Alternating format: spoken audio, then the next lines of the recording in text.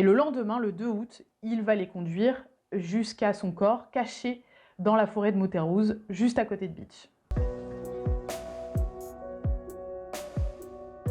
Je suis Magali Fichter, je suis journaliste à France Bleu et j'ai enquêté sur l'affaire Karine Chaff pour la collection de podcasts faits divers, crimes et témoignages. Cette histoire commence à la fin du mois de juillet 2001. On est en pleine vacances d'été, il fait très chaud à Bitche, ce gros bourg de 5000 habitants aux confins de la Moselle et de l'Alsace.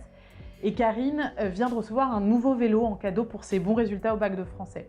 Elle décide de le prendre pour aller voir une copine et pour y aller, elle emprunte un chemin près d'une zone artisanale en bordure de la commune. Et c'est là qu'elle disparaît. Quelques heures plus tard, on retrouve son vélo cassé, abîmé sur le bas-côté de la route.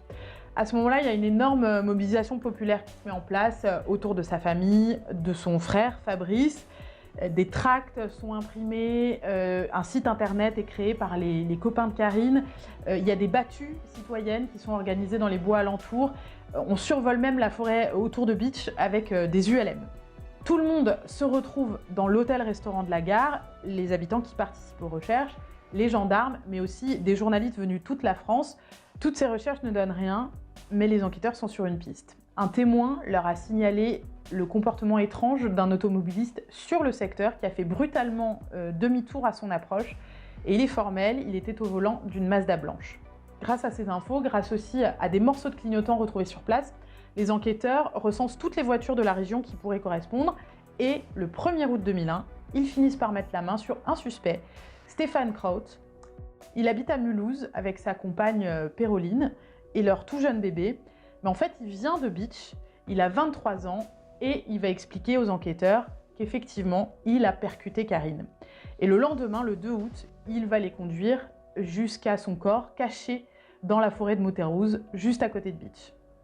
Alors Péroline, de son côté, elle parle beaucoup. Elle parle beaucoup à la presse, elle parle beaucoup aux enquêteurs et elle multiplie un petit peu les déclarations contradictoires. Mais un jour, elle se confie à un journaliste et elle lui explique que Stéphane a violé Karine, qu'il l'a tuée intentionnellement et qu'elle est revenue avec lui sur les lieux où il avait déposé son corps pour l'aider à le faire disparaître en le brûlant. Elle sera condamnée à 3 ans de prison pour destruction de preuves. Stéphane Kraut, quant à lui, écopera, après 2 procès, de 30 ans de prison assorti d'une peine de sûreté de 20 ans pour enlèvement, viol et meurtre.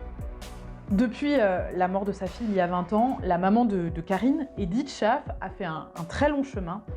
Elle m'a ouvert les portes de sa maison pour me raconter ses souvenirs de l'affaire, de sa fille, et puis aussi m'expliquer la manière dont elle vit aujourd'hui en mémoire de sa fille.